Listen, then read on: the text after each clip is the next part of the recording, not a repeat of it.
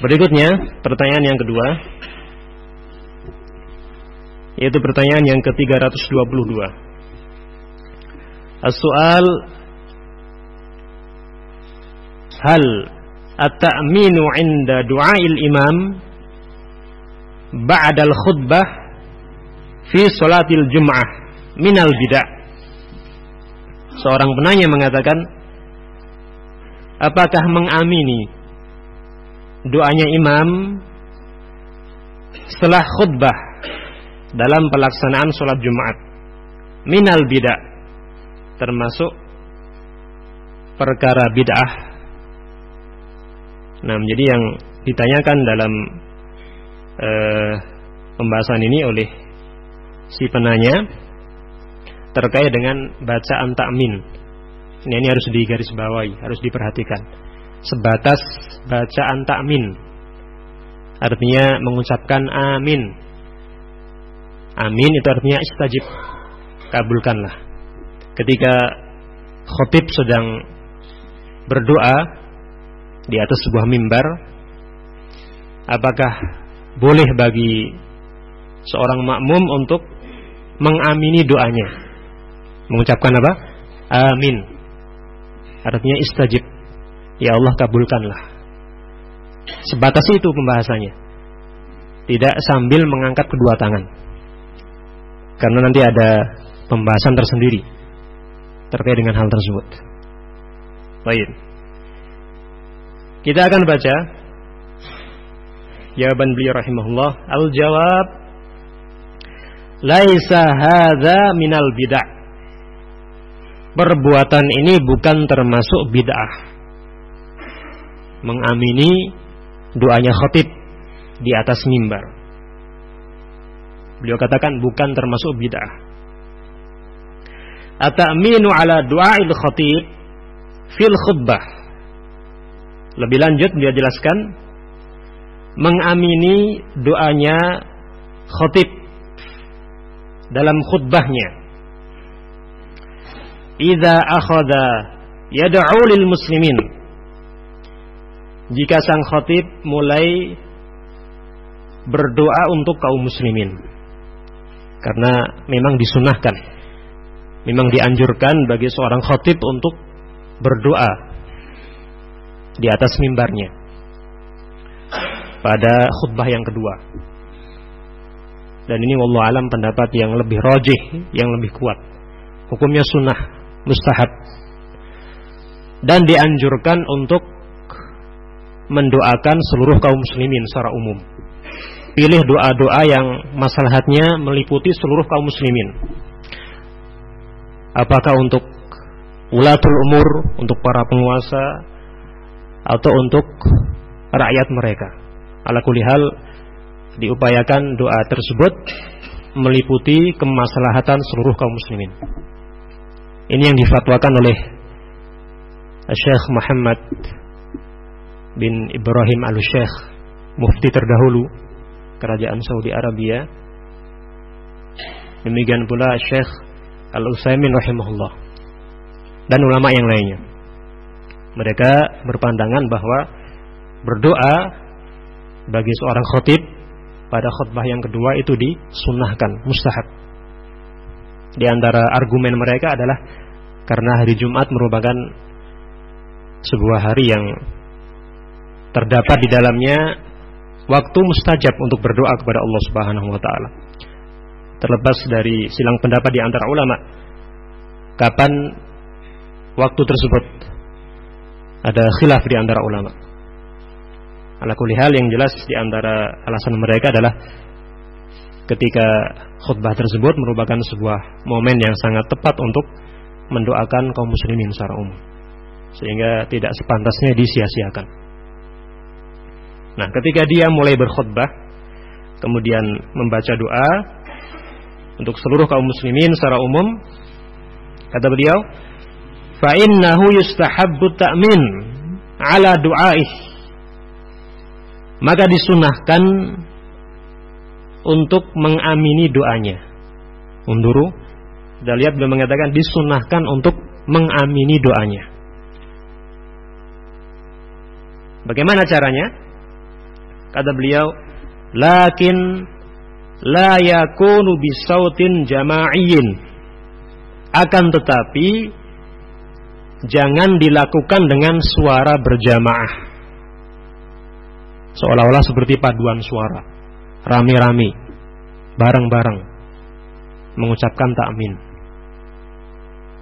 Masing-masing sendiri mengucapkan takmin. Wasautin murtafi', dan jangan pula dengan suara yang keras. Suaranya dipelankan dengan suara yang lirih. Nah, ini dua hal yang perlu kita perhatikan ketika seorang hendak mengamini doanya khatib. Dilakukan secara munfarid, sendiri-sendiri, kemudian dengan suara yang lirih, dengan suara yang pelan.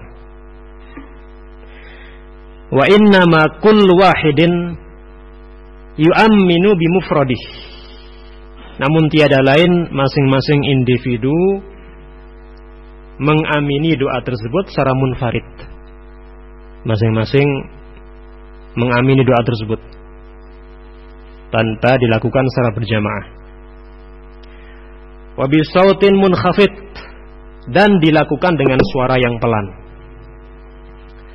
Jangan sampai terdengar oleh teman yang berada di sisinya. Haitsu la yakunu hunaka tashwishun, sehingga yang demikian ini tidak akan menimbulkan kekacauan. Tashwish, kekacauan. Ya, ini mungkin ada yang sedang konsentrasi mendoakan apa yang mendengarkan apa yang disampaikan oleh khatib. Karena mendengarkan khutbah hukumnya wajib. Dan ini sekaligus tanbih untuk kita semua. Jangan kemudian ketika mengantuk dibiarkan begitu saja. Nabi SAW bahkan memberikan sebuah solusi ketika seorang mengantuk dalam keadaan khatib sedang berkhutbah, maka di antara solusinya adalah berpindah ke tempat yang lain untuk menghilangkan rasa kantuknya. Ingat, mendengarkan khutbah hukumnya adalah wajib, tidak sekedar sunnah. Sehingga ketika suaranya keras boleh jadi akan mengganggu konsentrasinya, konsentrasi teman yang ada di sampingnya. Au aswatin murtafi'ah, dan jangan pula dengan suara-suara yang keras. Wa innama kullu atau kullun yu'amminu ala du'akhil khatib sirran wa munfaridan anil akharin. Namun tiada lain masing-masing individu mengamini doanya khatib dengan suara yang lirih dan dilakukan secara munfarid. Nah, dua poin ini harus diperhatikan. Nah, dan hal senada juga pernah disampaikan oleh Al-Lajnah Ad-Daimah, para ulama yang tergabung dalam Al-Lajnah Ad-Daimah, komite tetap urusan fatwa Saudi Arabia. Juga demikian, disunahkan, dianjurkan, tapi dengan ketentuan-ketentuan tadi. Nah, baik, berpindah kepada pertanyaan berikutnya. Soal, ma hukmu raf'il aidi wal imamu yakhtubu yaumal jum'ah. Seorang penanya mengatakan, apa hukumnya mengangkat tangan, yakni bagi para makmum, wal imamu yakhtubu yaumal jum'ah, dalam keadaan imam sedang berkhutbah pada sholat Jumat atau pada hari Jumat. Al-jawab, maka jawabannya, raf'ul aidi wal imamu yakhtubu yaumal jum'ah. Dia mengatakan mengangkat tangan ketika berdoa dalam keadaan imam sedang berkhutbah pada hari Jumat, laisa bimasyru'in aidan. Kata beliau, juga tidak disyariatkan. Kalau terkait dengan mengangkat kedua tangan dalam keadaan khatib sedang berdoa atau berkhutbah, maka hal tersebut tidak disyariatkan. Wa qad ankara as-sahabatu ala Bishr ibni Marwan, dan sungguh sebagian sahabat telah mengingkari perbuatan Bishr bin Marwan hina rafa'a yadayhi fi khutbatil Jum'ah, tatkala Bishr ini mengangkat kedua tangannya dalam khutbah Jumat. Jadi status Bishr saat itu sebagai khatib. Dia ketika berkhutbah mengangkat kedua tangannya. Kemudian ada seorang sahabat yang bernama Umarah bin Ru'aibah radhiyallahu anhu. Beliau mengatakan, qabbahullahu hatainil yadain. Kata beliau, semoga Allah Subhanahu wa taala memburukkan kedua tangan itu. Laqad ra'aitu Rasulullah sallallahu alaihi wasallam ma yazidu an yaqula biyadihi hakadha. Kata Umarah, sungguh tidaklah aku melihat Nabi alaihi wasallam melainkan hanya dengan mengisyaratkan di atas mimbar dengan jari telunjuknya. Beliau praktekkan sendiri dengan cara seperti ini. Sehingga seorang khatib ketika berdoa hanya disunahkan untuk mengangkat jari telunjuknya ke atas langit. Ini yang dipraktekkan oleh Nabi sallallahu alaihi wasallam. Walakin yustasna min dzalik. Kemudian beliau mengatakan,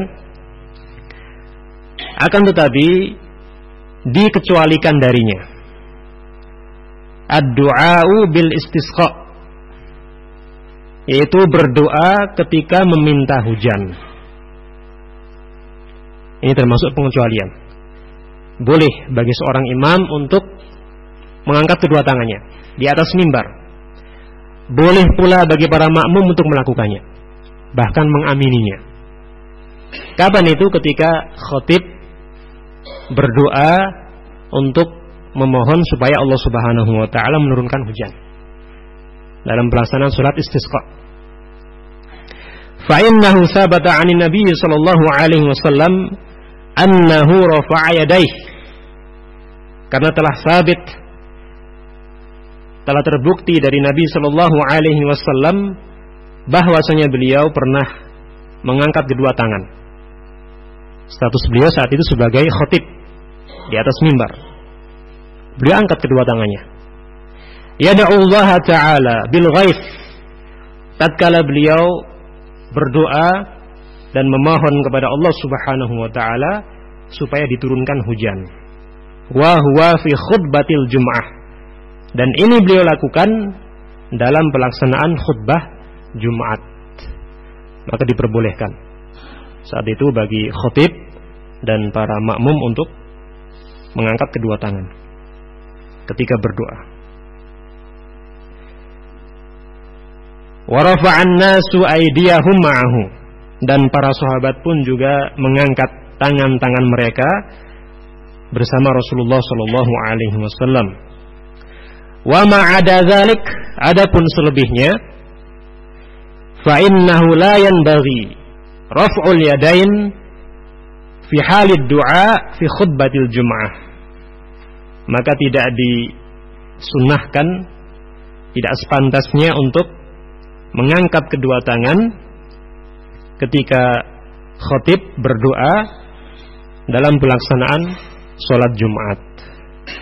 Nah, dan ini juga bisa kita jumpai dari keterangan sebagian ulama, di antaranya Syekh bin Baz rahimahullahu taala. Beliau juga memberikan pengecualian, boleh ketika doa dalam pelaksanaan sholat istisqa. Nah, meskipun ada sebagian ulama yang membolehkan, namun wallahu alam itu merupakan pendapat yang dhaif, pendapat yang lemah. Dan telah kita sampaikan klasifikasi kaifiyah Nabi sallallahu alaihi wasallam ketika berdoa dalam berbagai riwayatnya. Secara global terbagi menjadi 3. yakni doa-doa Nabi Shallallahu Alaihi Wasallam yang ada riwayatnya bahwa beliau mengangkat kedua tangan. Maka disunahkan, dianjurkan bagi kita untuk melakukan hal yang sama. Nah, diantaranya adalah berdoa ketika meminta hujan dalam pelaksanaan sholat istisqa. Nabi alaihi wasallam mempraktikannya. Nah, kemudian yang kedua, doa-doa yang tidak dicontohkan oleh Nabi alaihi wasallam dalam berbagai riwayatnya bahwa beliau mengangkat kedua tangan ketika berdoa. Doa ketika sujud, ketika i'tidal, ketika akan makan, ketika akan masuk kamar mandi dan yang lainnya. Kalau seseorang mengangkat kedua tangannya pada momen-momen tersebut, maka dia telah melakukan bid'ah. Dia telah terjatuh dalam bid'ah. Nah, sehingga harus sesuai dengan tuntunan Nabi alaihi wasallam. Kalau tidak mengangkat tangan, maka jangan mengangkat tangan ketika berdoa. Kemudian yang ketiga adalah yang tidak ada riwayatnya bahwa Nabi alaihi wasallam mengangkat tangan atau tidak. Maka kita kembalikan kepada hukum asalnya. Disunahkan untuk mengangkat kedua tangan ketika berdoa. Ketika ada hajat tertentu, ketika dalam kondisi genting, ketika dalam waktu-waktu mustajab dan lain sebagainya, disunahkan untuk mengangkat kedua tangan. Nah, jadi mungkin ini yang bisa kita kaji pada pertemuan malam ini. Wallahu a'lam. Semoga bermanfaat.